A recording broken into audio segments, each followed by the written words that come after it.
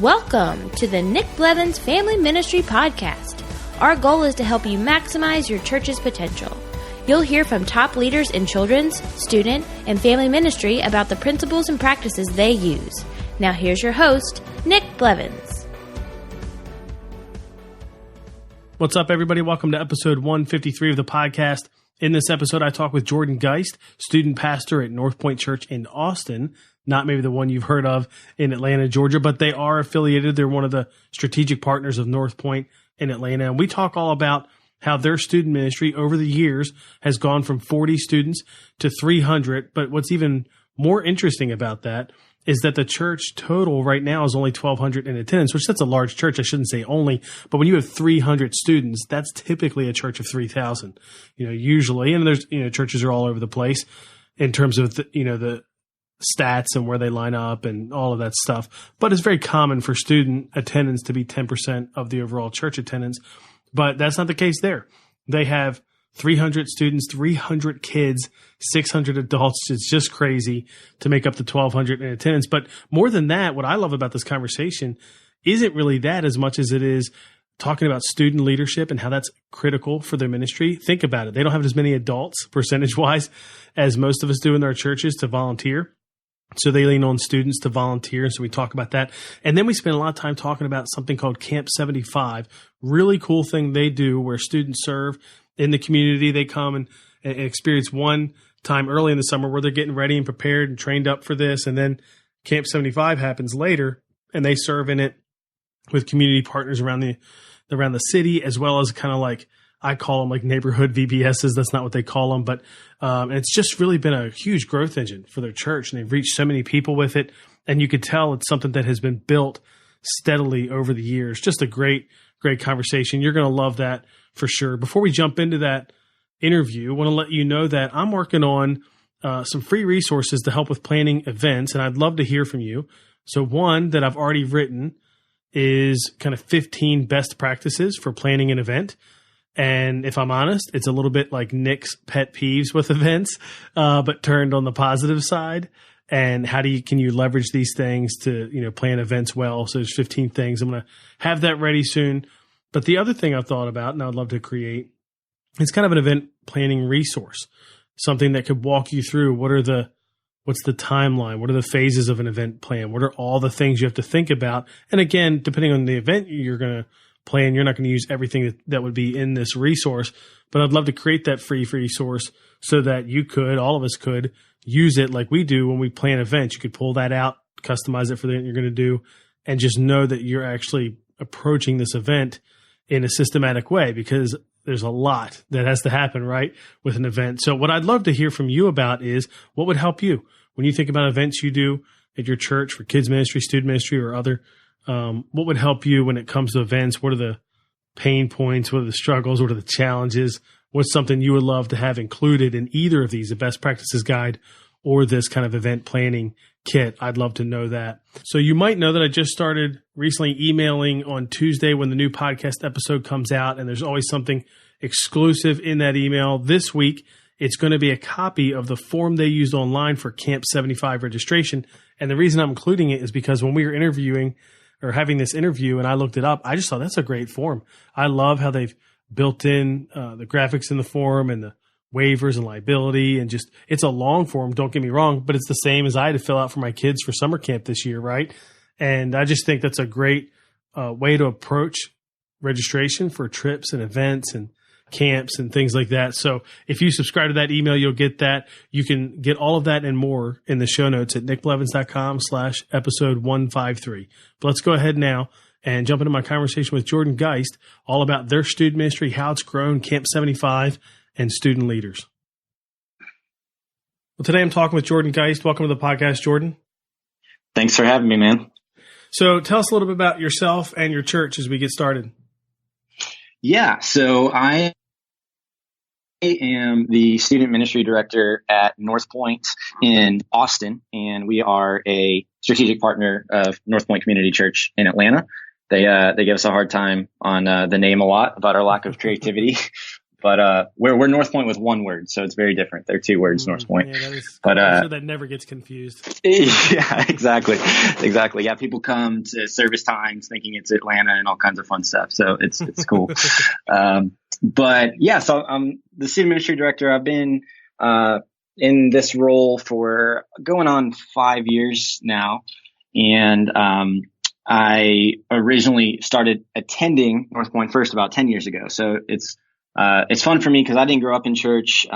Very, very few church experiences, kind of Christmas and Easter growing up at a very, very traditional church. So they weren't always great experiences for me. And I remember coming in, it was like my junior year, 17 years old, junior year of high school, and coming into just a service where English was spoken the whole time was like really cool for me. And I just got excited about that, seeing, electric guitar and drums on stage and jeans. That was brand new for me at that time, 10 years ago, much less a church that has a vision to create churches that unchurched people love to attend. So I fell in love with it really fast. I had a lot of questions, and we were really small. So student leadership program was small. So there were lots of opportunities to get engaged and involved and lead and such. And then I went to college in the area. So I went to UT Austin and went there, got my business degree. Never thought I was going to go into ministry, but interned with Northpoint while I was in college. And that led to me taking the high school director role about 5 years ago. And since then, that's evolved into the student ministry director role. But we do have a middle school director that's on staff. So more of my time is allocated to high school than middle school, because we don't have a separate high school director as well. And then the personal front, I've been married about 3.5 years now. And we have Emily and I, my wife's name is Emily. She's at UT grad as well. And we have a 1.5-year-old son that is a golden doodle named Mowgli. We do not have any children of our own at this point yet. Beyond that, any human children. So she's going back to school to do counseling right now, and is a big part of what we do here as well. So cool. Now, Northpoint Church got started 10 years ago, right? So tell us a little bit about that history. Did it start as a partner of Northpoint in Atlanta, and is that why you picked that name? But tell us a little bit about that history, and then in the context of what's it like today, size-wise, kids, students, all that. Absolutely. Yeah. So we just celebrated our 10-year anniversary in January, actually, which is a lot of fun for us. We started portable setup and tear down in elementary school, about 150 adults, somewhere in that range. And we did not launch as a strategic partner, but about 6 months in, went to one of those very early drive conferences and fell in love with it. Applied to be a strategic partner about 6 months in, and so have been one ever since. So almost the entirety of our existence, but didn't launch that way. Northpoint just came about because we're actually in a suburb of Austin called Cedar Park, and so we're north of Austin. We had like 3 different names, and we're just surveying the community, and that one kept coming to the top. So just kind of a fun coincidence there. But we were in that elementary school about 6 years, and we're now in a lease space. We're in it 24/7. We got to design a lot of it, which has been really great for us.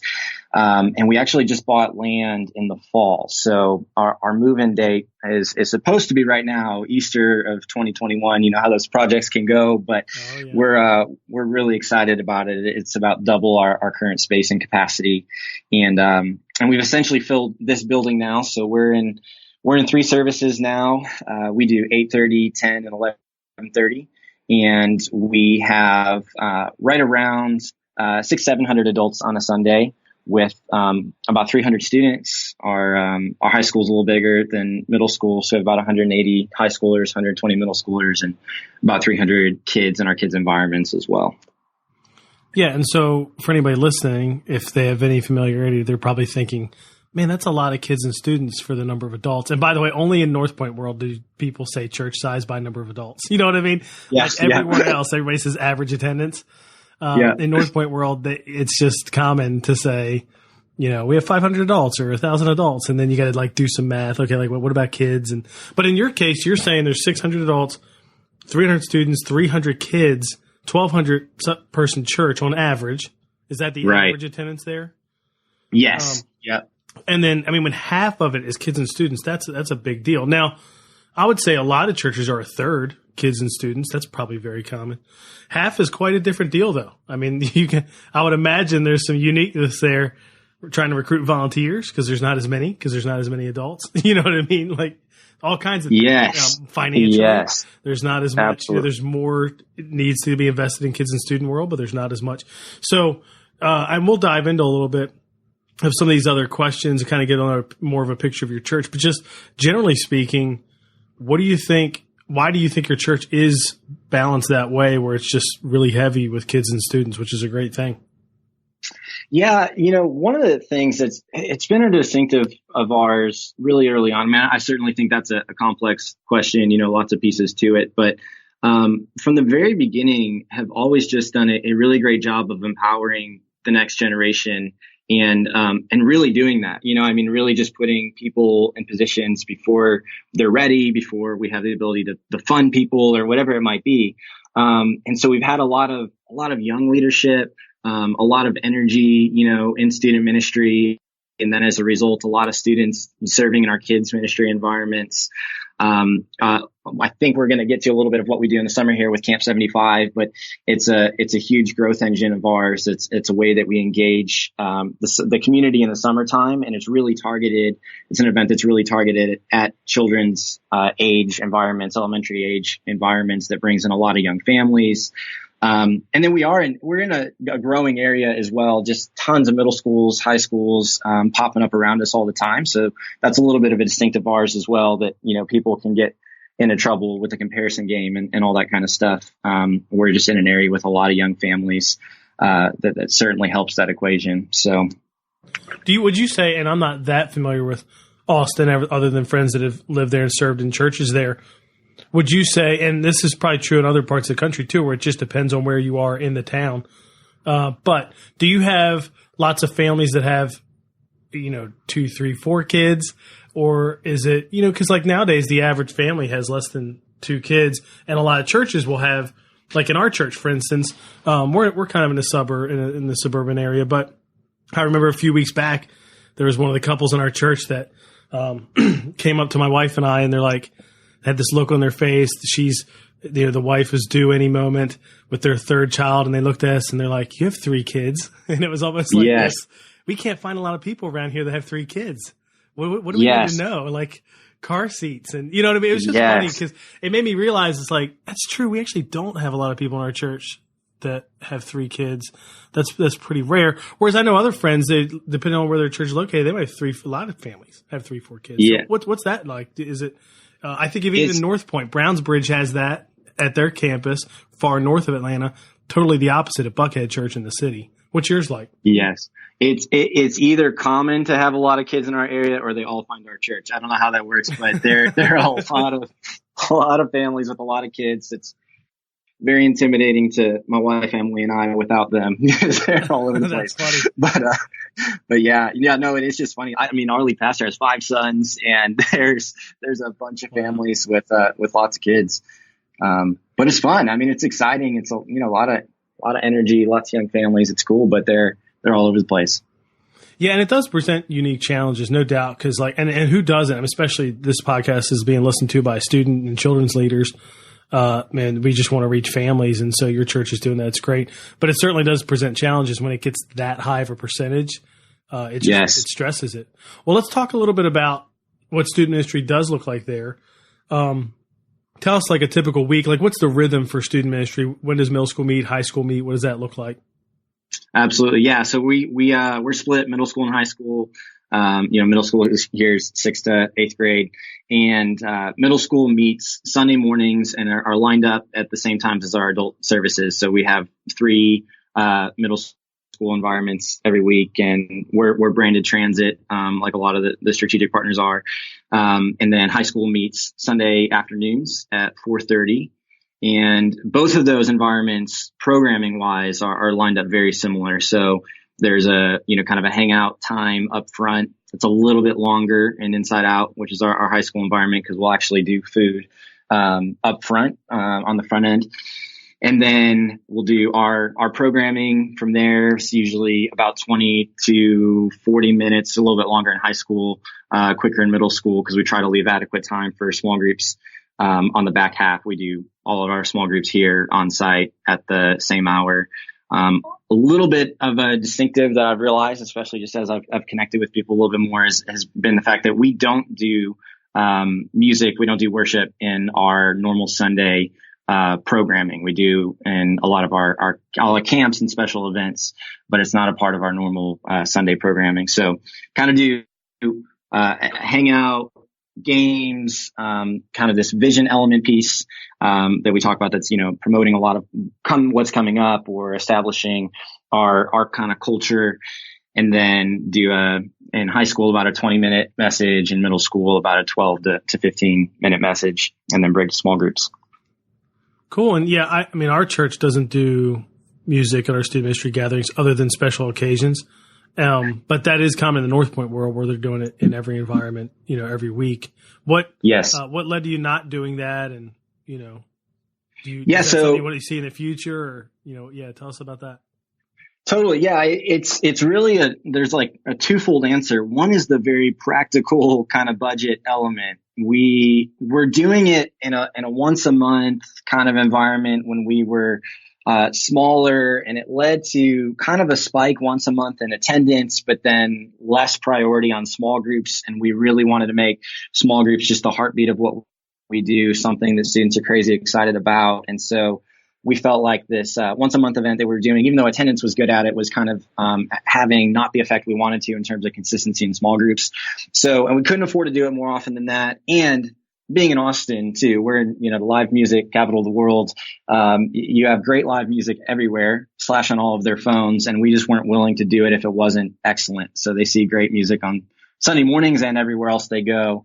And so part of it was just on a very practical, we couldn't do it with excellence every single week. The other element of it was, even for me, it was interesting being able to come in as an unchurched high schooler very consistently. For me, the weirdest part of what we did was singing songs up front that I had no idea, what they meant or the context or why we were doing that. And with our leadership teams, we've had a lot of conversations around, like, if you were to just not understand, anywhere else, not taking into account any other church models that you've seen or anything, and you just have a white kind of blank sheet of paper and say, how do we want to best spend, 60 minutes with students? Would we decide that we want, 2 or 3 songs to be a third of that time with them every single week? Or would we choose something different? Especially thinking about a new student, coming in that has no context as to why we do that. So we do it at camps where we have time with them. We get to explain it, set it up as to why we do it, where they can't really leave. I mean, they could kind of call a parent, but they're with us, for the commitment at the camp, and we kind of get to take them through a longer funnel. And so now it's become a little bit more of like a philosophical of do we want to engage it with it, and do we want to add it in an every week context? I think there's a very real chance we will, and I could, have this conversation 2 or 3 years from now and talk about the importance of it. And I've seen it done really well at a lot of places. But for us up to this point, it just hasn't felt like the best, kind of use of our current time and resources. Mm-hmm. Yeah, that makes sense. Let's talk about your student leadership program. You mentioned that earlier. How does that work? And like in terms of the student ministry overall, what's the value of it within student ministry? Yeah, absolutely. Yeah, well, I've noticed too, the term student leadership seems to be applied a lot of different ways to a lot of different, churches and contexts. Sometimes it's just your most consistent student. Sometimes it's like you're taking a group of students and doing some kind of study with them or something. We've tried to set it up as if this is really like our high school's leadership team, to where they have a role and a responsibility to executing and leading in the environment. And so our student leaders are really responsible. We have about 20 of them. So there's a transit student leadership team, about 10 there, and then a inside out student leadership team. There's 10 there. And they're responsible for essentially everything in our environment minus small groups, so that we have, our groups director and coaches on. We don't have high schoolers leading their own small groups type thing. But beyond that, all all of the programming, all of the creative elements, videos that we do, production, lighting, sound. We have students host. We have a couple of students that actually teach, that communicate in our high school environment, live, as well as in our middle school environment. All of our social media, our guest services. We have a student that's the point that's responsible for each of those, which has seemed to work really well for us to this point. And interestingly enough, as we've gotten a little bigger, it's become, we feel like more, not less important for us. So at one point we thought maybe that'll be something that becomes kind of very staff specific as we grow, but it really hasn't been. It's something we've continued to empower students with, and it's something that we're just really big on because it's interesting. A lot of times it seems like there's this vibe that maybe students should serve in the environments, younger than them. And the tension I have with that is, you have an 18-year-old that you would tell, you need to serve in a middle school or younger environment. But then when you're 19, you might be serving people that are 2 or 3 times your age when you go into, an adult environment and serve there. And so I love the idea of coming alongside them, empowering them, knowing it might be messy and all that kind of stuff, but giving them real leadership with their peers and creating a place that they want to invite to because they have a big voice in and they have a lot of leadership in. So, it's crucial. I would say, if we didn't have student leadership with how we're organized right now, we would have to shut down for a couple months and reorganize and all that kind of stuff because they're, that crucial to our week to week environment. Well, and especially like we were talking about earlier with the ratios, you just are going to have a hard time getting enough adults. 600 adults and you've got 300 students. I mean, how many volunteers do you think volunteer in student ministry that are adults? Do you have any idea? Yes. Well, we have 80 small group leaders between middle school and high school, because we try to put 2 in every single group. That number is a little bit inflated because that includes our high school students that are in middle school small groups. Mm-hmm. And we have, 1 in each of those as well. So, that's probably more like 55, 60 adults leading small groups. And they're pretty much exclusively small groups. Like we really are using students, almost everywhere else, and to kind of execute on everything else. So, every adult that's not a staff member, that's a volunteer right now, is with groups for us. Yeah, that makes sense because it would be hard to fill all those roles just with adults in a church that has only 600 adults. And there's other ways they can serve, right? Adults are serving children's ministry, worship arts groups, guest services, everything else. Two things I'd love to dive a little bit deeper in there, and you can pick which way we go. One, I'd love to just hear, in terms of students serving in all those roles, how many do you think do that? How do you get them into that role? Is there an intentional way to recruit them to that role? And then in thinking about students serving in these leadership roles, the thing I think about too practically is how do you lead the teams that students are on? If they're helping creatively plan something, are they out a different day of the week as part of a team? Does it happen before and after the programming? You know what I mean? It's one thing to come up and serve at the event, but if you've got students that are kind of part of the creative process or behind the scenes, when do they do that and, have those meetings and be part of those conversations? Yep. Yeah. It's absolutely, it's a commitment because we do have, so they meet on Wednesday nights. And that's the time that we use to, half of it is kind of strategic elements and whatever's coming up, big decisions, big events, those kinds of things. And then the second half is specific to programming. So they're programming every single week at these meetings as well, trying to keep us out about 4 to 6 weeks, at least from the creative side of things. So they're meeting weekly for that. And then some of them are, doing things outside of that because, some of them have their own teams. So, we have, the student for us that does social media has her own team of photographers and her own content group that she's meeting with outside of, as well. But the Wednesday time is very important and consistent for us in terms of, how we get them to be a part. We ask them to make a 1-year commitment. It's really like a 10-month commitment, because it's from the start of one school year to the end of the next school year. And, we utilize our summer environment. So I've referenced Camp 75 once already here, but we utilize Camp 75 to see students that are just, their name just keeps popping up. They keep, showing up, they're consistent and doing what's asked of them. And then we'll utilize references from previous student leaders, from our interns that are a part of what we do in the summer, which is a lot of college students, and then from our small group leaders. And once we've gotten references, and we have a list, we have a kind of variety of things we're looking for. We're looking for, are they committed? We're looking for, are they influential if they're going to be making decisions that impact, a couple hundred students? Like, do they have a good pulse on what's going to work and what's not? Are they pursuing their own growing relationship with Jesus Christ? We want a diverse team. So we want students as well that have a range of perspectives, are involved in different things. Students that are new. So I always like to have one that joined us that summer, that has, fresh eyes on our environments. Everything is new to them, and they're experiencing it all relatively new. And now they're giving their ideas to the team as well. But we'll get all those references together, and then I'll individually reach out to those student leaders, ask them to apply and interview and that kind of stuff. We've not done like a public push for that before. I really try, at least with students, to minimize the number of no's to leadership. I really hate doing that in their context where we're trying to help them discover their unique voice. So we don't, have 100 apply until 90 of them no. We kind of have a good idea who we'd like to be the team ahead of time.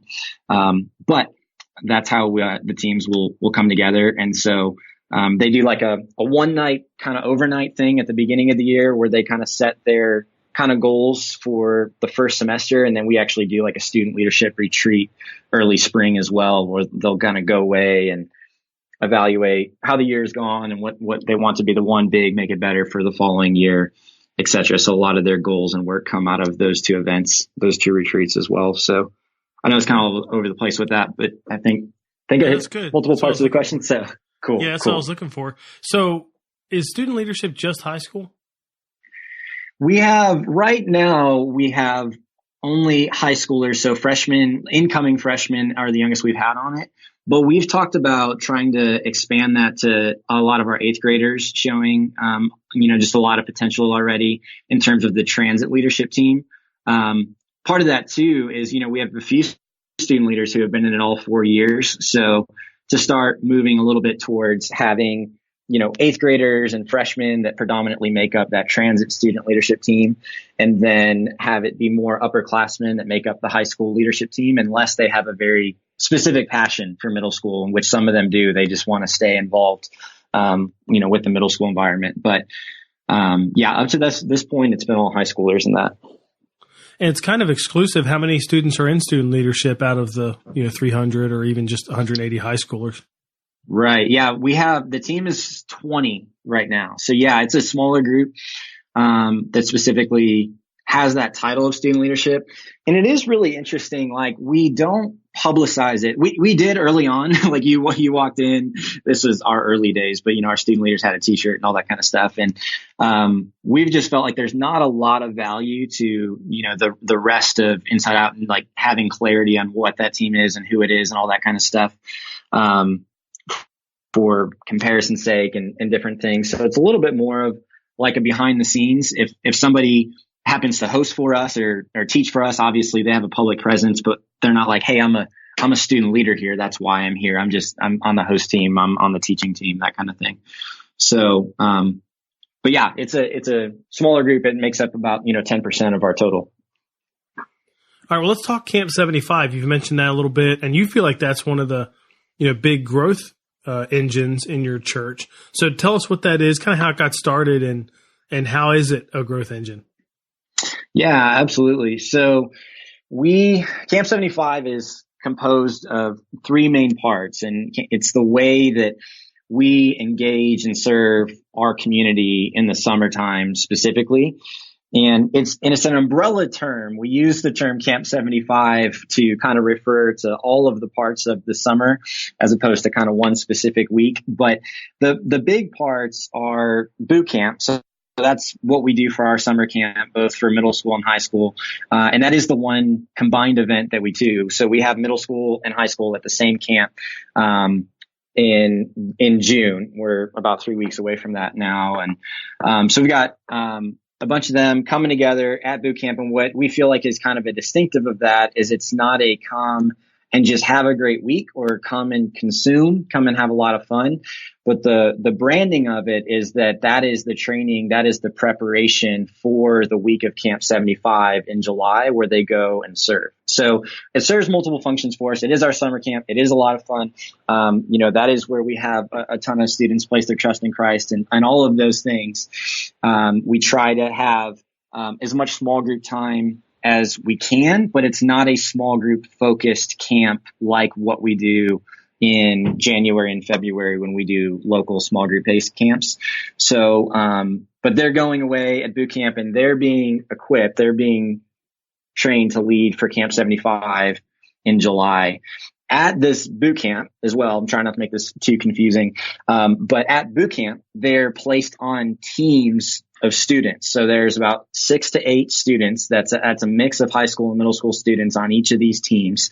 And they're led by a captain, who is also a student. So our captains are high schoolers. We have this is different from student leadership now. But we have about 100 captains this year for 500 students. And they will be responsible for kind of their team's experience throughout the summer and kind of shrinking the large size down, to a, smaller, more relational environment. Cause, a camp of 400 or 500 is really overwhelming, hard to connect for a lot of people. But that team of 6 to 8, they're bonding, they're training together, they're spending a ton of time together at boot camp. And then in Camp 75 in July, which is 3 weeks later, so we've got this 3-week gap in between where they're spending time together, they're still going through content together, all kinds of different things, continuing to hang out together. The week of Camp 75 in July is 4 days. So that's a Monday through Thursday, and that's local. So they sleep at home and everything during that. But during Camp 75, they're going out and there's a variety of ways that we go and serve the community. So one is which we have about 20 nonprofits that we've just partnered with in our area, nonprofits that are already doing a great job of serving the community. And we're not trying to go and, reinvent the wheel in terms of what they're doing. So we just come alongside these nonprofits and we're like, hey, we've got 500 students that are available and ready to serve. How can we help? And just really cool stories that come out of that, students discovering kind of their unique voice, their unique passion, really cool things with the community to show that we're for the community, which has been really fun to see. And a lot of students will even continue relationships with some of these nonprofits throughout the school year, which is a neat way to see them engage and serve, not just within our church walls, but outside as well. The other thing that they will be doing, if they're not at a nonprofit, is we actually will take kind of our children's environment curriculum. So we call it Wombaland and Upstreet here, which consists with the Northpoint network as well. And they'll basically go and do an hour of our children's environment. So, an hour of Upstreet in the community at a home. So we call it a host home. So we have adults that sign up to be host homes, host these camps, with, their kids, their elementary age kids attending. And we will have one of these teams of 6 to 8 students go and lead an hour that is, Upstreet in your front yard. So it's, going through content and curriculum, actually doing a small group time, that kind of stuff. And that's why I say it's an entire church kind of, initiative, because you've got these 500 students, which means we need a crazy amount of drivers driving them around, and a bunch of host homes hosting these camps that they're showing up at. That's actually why it's called Camp 75, is because there's these 75-minute serving slots, these 75-minute camps where they're out serving. And so they'll be at these host homes, and we're asking host homes, hey, invite your neighbors, invite your friends, hang outside. It's an awesome way to invite and engage their neighbors. And then the reason I said it's 3 parts is you've got boot camp, you got the week of Camp 75, and then Summerfest is this big celebration coming together kind of for the whole summer that we're constantly inviting new people to. So whenever a new person shows up to one of these front yard camps, it's like, hey, building that relationship during that week, but also we'd love to see you at Summerfest this weekend. And we've got, all kinds of food trucks and inflatables and bounce houses and all kinds of stuff that takes place here at Northpoint that weekend. So we see a ton of new families that summer, and it's much stickier for us than, a Christmas or an Easter where people are coming in and checking the box, because it's an odd time to have a lot of momentum. Like we'll have, our biggest Sunday of the year in the middle of July. And they're there because of a personal invite. They're there because their kid had a great experience that week. They're there because their student had a great experience, serving and leading with Camp 75. And so we see much more retention coming out of Camp 75 each year. So, specific in student ministry, we've seen about like a 30 to 40% bump in attendance from where we were at in June to August, the last about 5 or 6 years now. And then the, adult attendance has been smaller growth in that same time period, but we'll see, anywhere from like a 10 to 15% growth kind of coming out of Summerfest as well. So I know that's a lot of parts. We actually, camp75.org, there's, videos and pictures of all that kind of stuff. It seems a little bit easier for us to illustrate when we can get kind of the imagery in front of people. But, that's kind of the whole summer experience, if you will. Yeah, that's awesome. So I have a few questions about it. So is the Summerfest the Sunday after Camp 75 ends, or is it like a couple weeks later? Yep, it is that Sunday. Yeah, so people are coming to camps that Monday through Thursday. We're giving them Summerfest invites the whole week. And then that Sunday at Northpoint, it actually takes place after our third service. So, 12 to 2, hang out for a few hours that Sunday. Gotcha. And then I'm on the website now. I see it's July 21st this year. When do kids go back to school in Austin? August 4th? They go. Is it that early? No, they go back like the third week of August. So okay, I think it's 20th or something. You still got a month left of summer. So Yep. It really is. I was just kind of wondering, is it really the end of summer there for you school-wise, or in the middle? And it really is the middle. So that's right. cool. Yeah. So boot camp. So when a student is signing up, they're doing boot camp, and then they're also helping at Camp 75. Like, how much do you charge for all this? Is it like signing up for one means signing up for both, or can you help? It is. Like, how's that work? Yeah. So you actually cannot go to boot camp only. You can go to boot camp. If you sign up to boot camp, you're committing to both weeks, boot camp and Camp 75. If we have capacity in the building, we create a separate serving role to come and serve and be a part the week of Camp 75.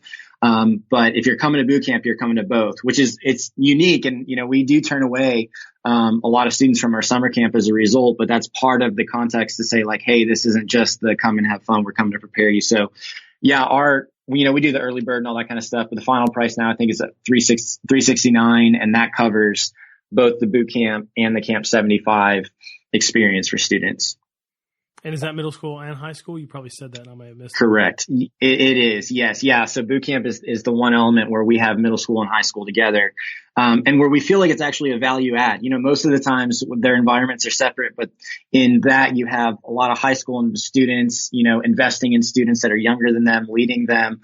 And it's really helped us with the 8th to 9th grade transition as well, because 8th graders are intimidated by this high school environment on the front end, but then they go and meet all these high school serving alongside them throughout the summer. And every year we've seen a bump from 8th to 9th grade attendance, which is really cool ever since we've been doing boot camp and Camp 75. So they're intermixed for boot camp and Camp 75. That's awesome. So basically Camp 75 is split between serving the community and through those nonprofits you partner with and doing these camps for kids. What is the split like? 50-50? I mean, like, how much is it camps for kids versus serving other organizations? Yeah. So for the first 6 years, it was 100% the camp, 100%, up street or, children's environment in the front yard. And then it started, which has been a cool thing how it's evolved, but because of exactly what you've talked about, the student, ratios being so crazy, it just got to a point where we're like, okay, we've got these, 70 teams of students now that are able to serve in 3 different slots. So we have capacity for 210 host homes. That would be like almost every house person we have being a host home. Mm-hmm. And we just didn't have enough slots. And so that pushed us we started combining teams sometimes. So you've got, 2 teams at a home at our bigger homes and all that. But ultimately we got to this point where we've got these students that are trained up, that have this content, that are excited to serve, and not enough homes, to send them to.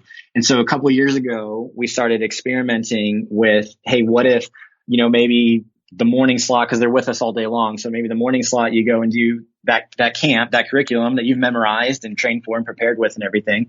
But then in the evening camp, or vice versa, you go and serve somewhere. And that was, met with so much success, so much positive energy on both sides, from the community and from our students that were a part, and all those things, that we've tried to double the amount of initiatives that we've had the last couple of years. So now our hope is that everybody will do one of both. There may still be some that they're just doing those Camp 75 camps, because again, we do have so many teams. That's a lot of serving locations to send them to. But our hope now is that you would experience both as you're going through the day.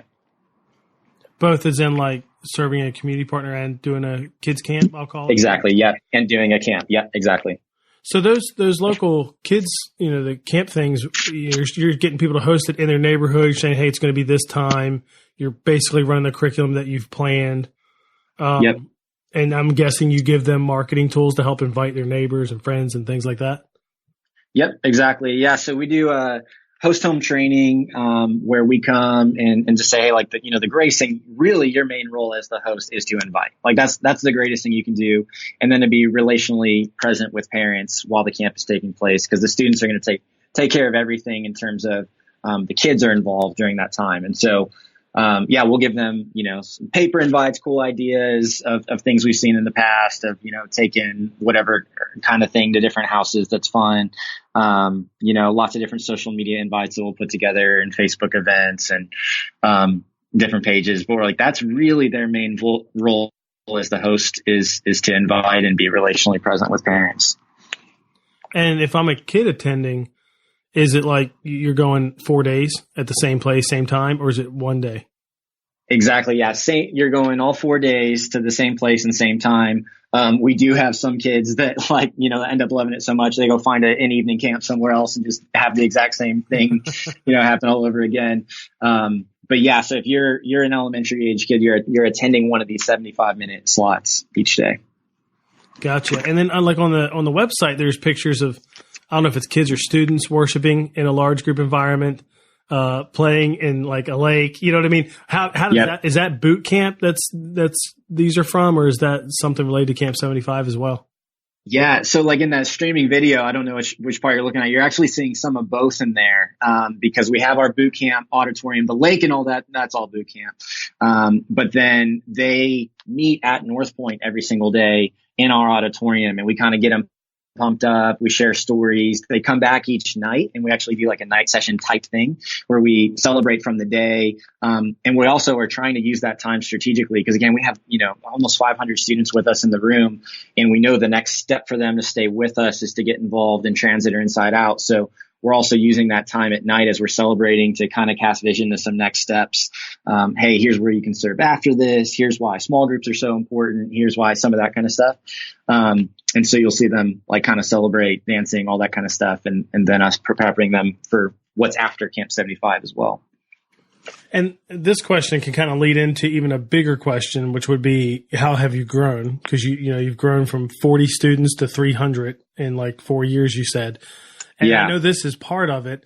And even hearing you say when you say 500 students part of Camp 75, do you mean middle school, high school serving? Yeah, that, 75? Yeah. And then that's how many kids come to the kids camp things? Yeah. So last year, I think we had 1,800 kids come to camps. So I think we had around 60 or 70 locations in the area. And it's been really cool because there's been some, some families that are part of Northpoint that do that work at an area or a kid's environment where they already have kids coming for a type of camp. So, a YMCA type place or, something like that. One of them runs a Taekwondo place and has 100 students coming every day already. And so they send home a parent permission slip and they're like, hey, we want Camp 75 to come in and lead a camp here. Is it cool if your kid steps out and attends this thing? And it's been really neat to see it enter that. But yeah, all those locations put together, I think it was about 1,800 kids last year. Well, it's in some ways, it feels like you've got, this boot camp that prepares them for the week for Camp 75.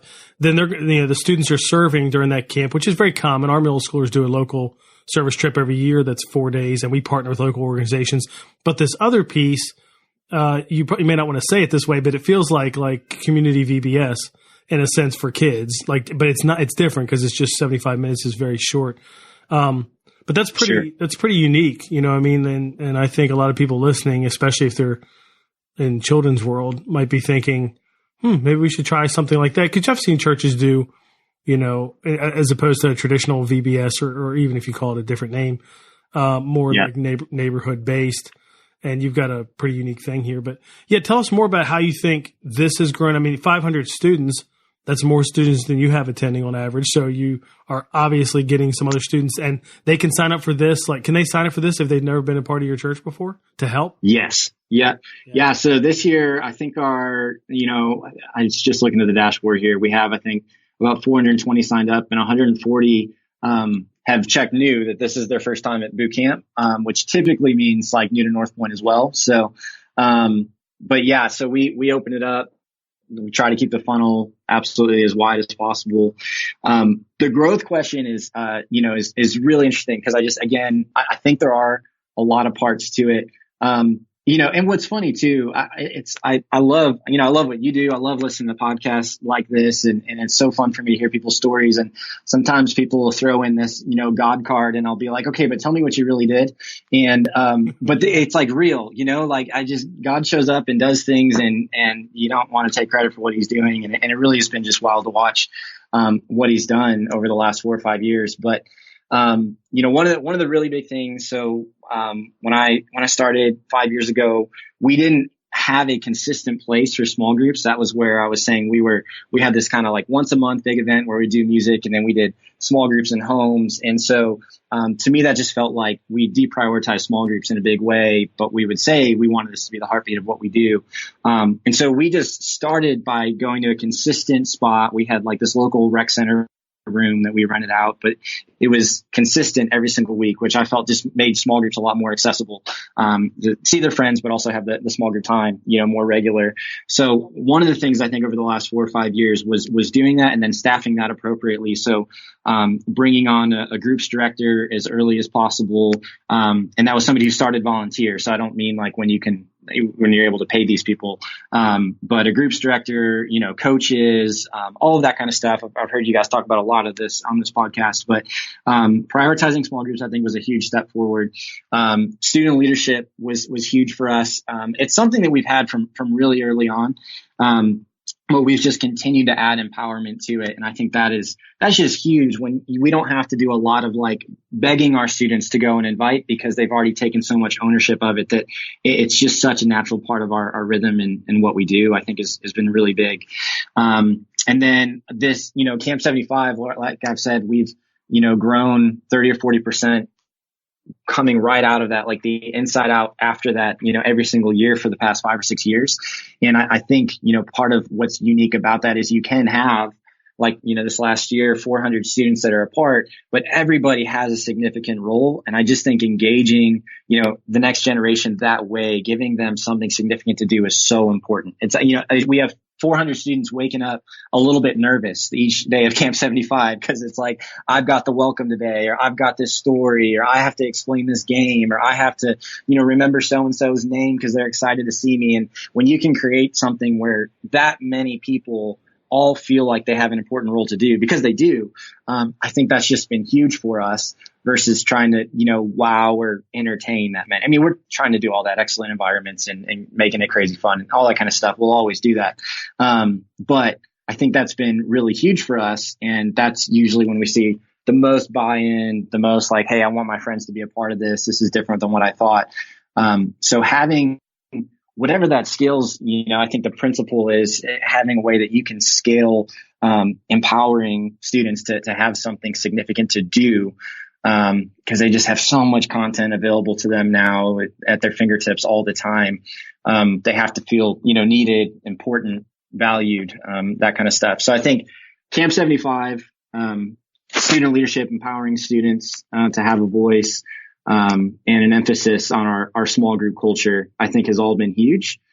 And then, I said our vision early on, but to create churches that unchurched people love to attend, we just try to keep the funnel as wide as possible, with, everything we do. with students walking in our doors, communicating this is a place where you can belong before you believe.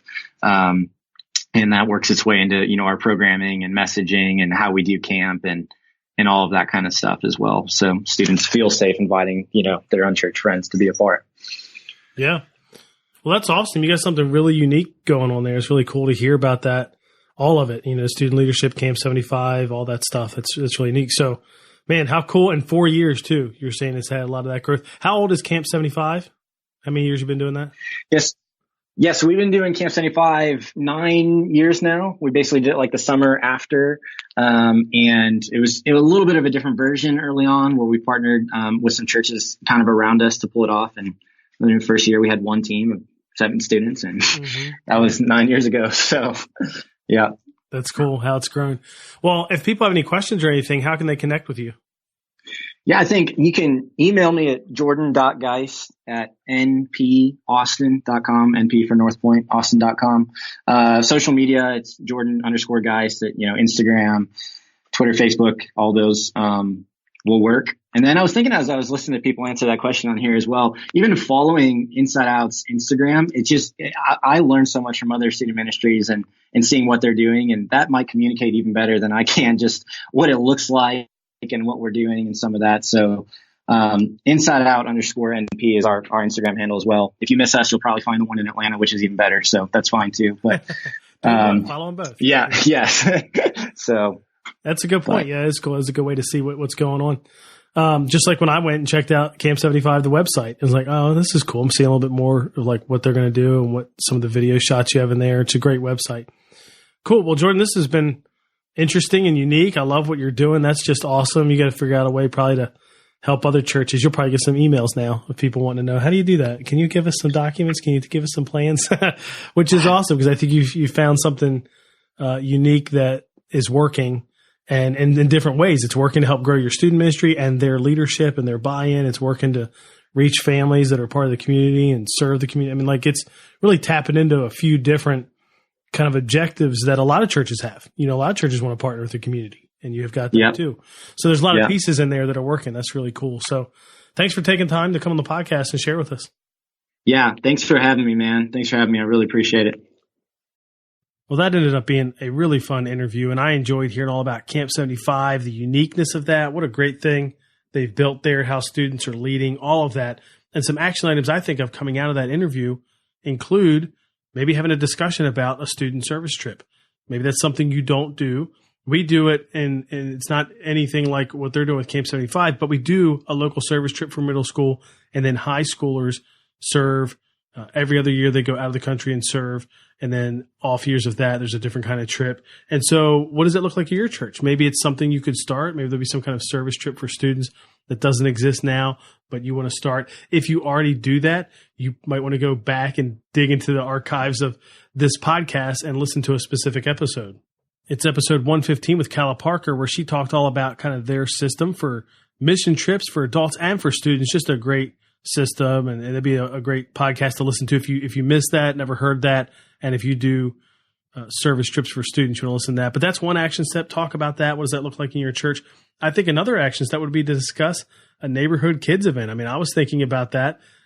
Is there a way that we could do some type of event like they're doing that would reach into the community more? I love the part where the families are hosting at their house and inviting their neighbors and their friends. And so, it's a lot more run by them and decentralized in a sense, rather than it's just happening at church like most of us would do.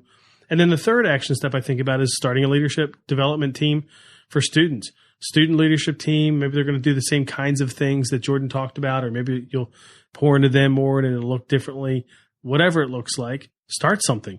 I mean, like I said, when I talked to a lot of leaders about student ministry, a common denominator was some type of student leadership. And so that might be something that you want to start. You can get all the links and notes and all those things in the show notes at nickblevins.com/episode 153, including you can subscribe there to my email list to get the copy of the registration form that they use for Camp 75, which I thought was a really great form. It could be a guide for some of you. I mean, if you're like me, you do that kind of stuff. In fact, we use the same church management system they clearly use, Church Community Builder, CCB. And I didn't even know you could put an image at the top of the form until I saw that on their forum. So I thought, that's interesting. You learn something new all the time. So if you want to get that or any of the other links and notes, go to nickblevins.com/episode 153. And then as a reminder, if you have thoughts, struggles, hurdles, pain points, things you'd like help with when it comes to planning events, email me. I'd love to know. Just email me, nick@nickblevins.com. What would be helpful to you? I'd love to hear that. Well, that's it. Thanks for listening this week. Hope you have a great week. Hope this was really helpful. And I'll catch you next time on the Family Ministry Podcast. Thanks for listening to the Nick Blevins Family Ministry Podcast. We hope this helps you maximize your church's potential. We would love to hear stories of how you apply what you've learned. You can do that by leaving a comment on iTunes or in the show notes at nickblevins.com.